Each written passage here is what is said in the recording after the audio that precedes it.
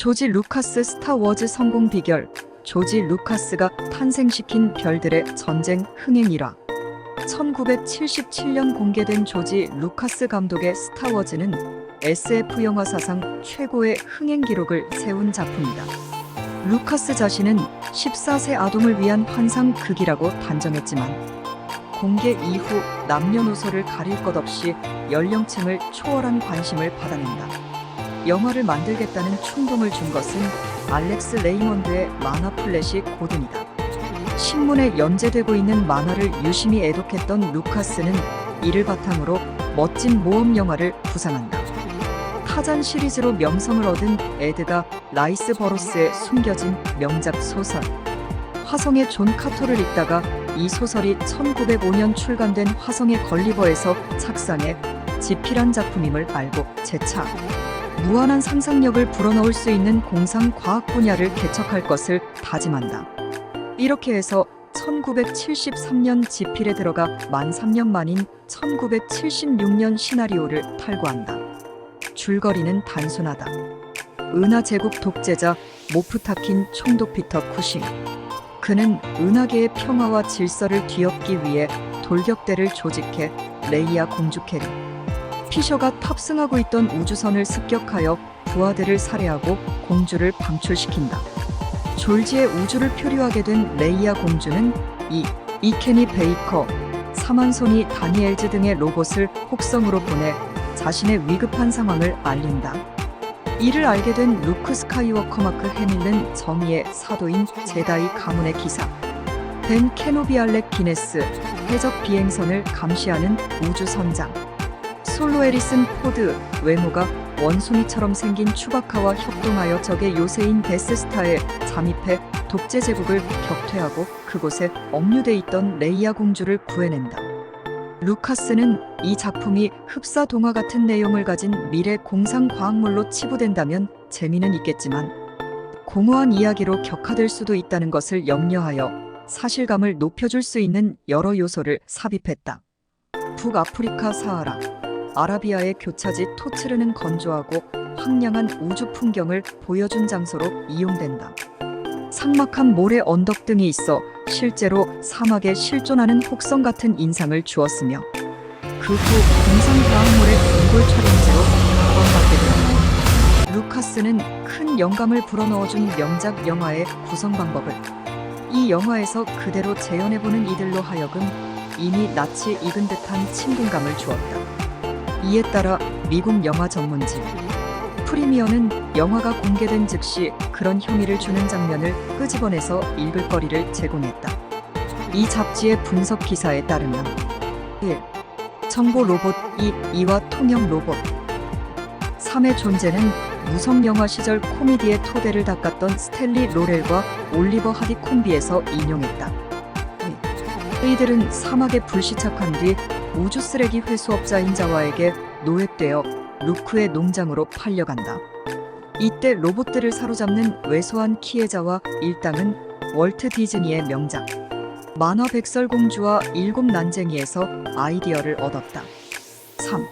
로봇의 기억 회로에서 레이아 공주가 보내는 구원의 메시지를 알아낸 루크가 우주의 마지막 기사인 벤 케노비와 솔로 선장 100살 된 유인원 추바카 피터 메이유를 규합해 그녀의 구출 작전에 뛰어드는 것은 존 포드의 역마차에서 보여준 서부 개척 의지, 에롤 플린이 펼쳐주었던 해적과의 전쟁, 조르주 멜리어스 감독의 달나라 여행에서 제시한 미지의 세계에 대한 호기심을 복합적으로 상징시키는 것이다. 4. 우주함의 주점에서 무법자들이 득실거리는 것은 전형적인 서부극의 흥미 요소를 우주로 옮긴 것이다. 5. 루크와 케노비, 솔로, 선장 등이 적의 요새인 데스스타에 잠입할 때 케노비가 옛날의 동지인 배신자 다스베이더 제임스 얼 존스 목소리와 광선 검으로 최후 대결을 펼친다. 이때 결정적인 장면에서 두 사람이 서로 얼굴을 가리고 싸움을 하는 것은 일본의 사무라이와 가라데의 대결 동작을 도입해 보여주는 것이다. 6. 루크는 자영으로 전투기를 몰고 데스스타의 부하들은 자로 편대를 구성해 공격을 가하는 것은 2차 세계 대전시 연합군과 독일군과의 공중전을 연상시키는 것이다. 7. 루크가 마지막에 데스스타의 공격을 받자 컴퓨터를 조작해 대항하지 않고 정신력으로 미사일을 움직여 적의 요새를 폭파시키는 것은 동양의 초능력 사상을 도입한 것이고, 마침내 레이아 공주를 구출해 그녀로부터 훈장과 키스 세례를 받는 것은 전형적인 해피엔딩의 고전극을 흉내낸 것이라고 조목조목 해부했다. 이외 레이아 공주는 늘상 흰색 의상, 은하 제국의 음흉한 독재자, 군들은 검고 짙은 고동색 복장을 하고 등장하는 것은 자유주의와 전제주의를 대비시키기 위한 상징이라고 분석했다. 여러 상징적 메시지를 다양하게 도입한 것 때문에 독창성이 없고, 이전 영화들의 장점을 교묘히 모자이크한 어수선한 영화라는 혹평도 받았다. 그렇지만 스타워즈는 1970년대 초반부터 문학작품을 영상으로 옮기면서 철학과 교훈을 주려는 영화 풍조와는 달리 시종 일관 예측할 수 없는 모험을 통해 철저한 재미를 제공했다는 점과 시간과 공간의 개념을 확대시켜 4차원 세계까지 표현의 영역을 개척했다는 것이 영화사적 평가를 받는 요소가 된다. 시리즈 3부작과 2000년에는 다스 베이더의 어린 시절을 추적한 스타워즈 에피소드에 이어 2002년 여름 흥행가에서는 스타워즈 에피소드로부터 10년의 시간이 흐른 뒤를 배경으로 그동안 커다란 변화를 겪은 은하계의 전편의 영웅들인 오비원, 케노비 이완 맥그리거와 아미달라 나탈리 포트만, 아나킨 스카이워커 에이든 크리스텐슨 등이 무역연합의 나부 침략 이후 다시 뭉친다. 제자에서 스승의 위치로 변한 오비완은 성인이 돼가는 아나킨을 제자로 삼아 제다이의 모든 것을 전수한다. 두 명의 제다이는 분리주의자로부터 생명의 위협을 받는 아미달라를 지키는 임무를 부여받고 무역연합과 싸우면서 공화국의 운명을 걸머지게 된다는 스타워즈 에피소드 2 클론의 습격에 이어 2019년 레이와 우주를 어둠의 힘으로 지배하려는 카일로 렌과의 대결을 다룬 스타워즈 라이즈 오브 스카이워커가 공개되면서 무려 40여 년 이상 흥행가를 통해 다채로운 별들의 전쟁 사연을 들려준다. 한편 스타워즈 에피소드 1 보이지 않는 위험에서는 벤 허의 전차 경주를 비롯해 쥬라기 공원에 등장한 공룡 스팔타커스에서 펼쳐진 로마 병사와 노예들의 전투 장면을 적당히 인용한 것이 관심을 끌었다. 동양적인 분위기를 풍겨주는 여러 장치가 등장하고 있다는 점이 호기심을 자극했다. 아미달라 여왕 나탈리 포트만은 중국식 공주 의상과 머리 모양을 하고 등장하고 있다. 제다이 콰이곤 진리암 리슨이 악의 화신인 다스 베이더로 성장하는 아나킨 스카이워커에게 모든 만남에 우연은 없다며 인연을 강조하는 것도 동양적인 가치관을 보여주는 장면으로 거론됐다. 제다이들의 주요 무기로 사용하고 있는 포스도 동양의 길을 의미하는 등 서구 영화 비평가들은 스타워즈 시리즈에 등장하는 구성과 주요 인물들이 모두 동양적인 가치 체계를 보여주고 있다는 것을 지적하고 있다.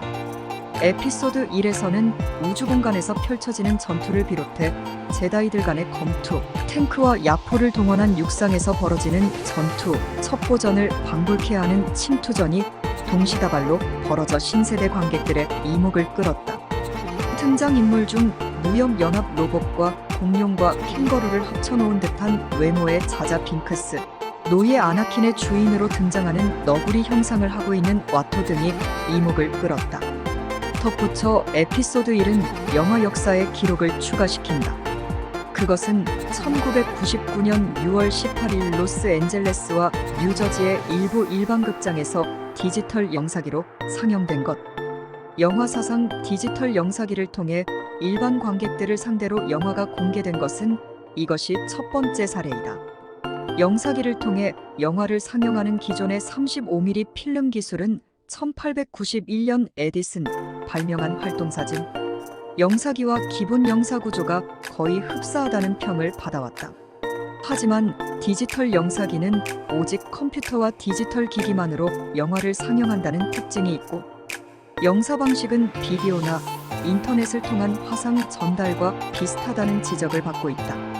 35mm 필름으로 제작된 스타워즈를 디지털 테이프에 전자정보로 담고 파일을 다시 18개의 컴퓨터 하드디스크에 옮긴 뒤 수록된 데이터를 디지털 영사기를 이용해 상영하는 방식이 활용됐다.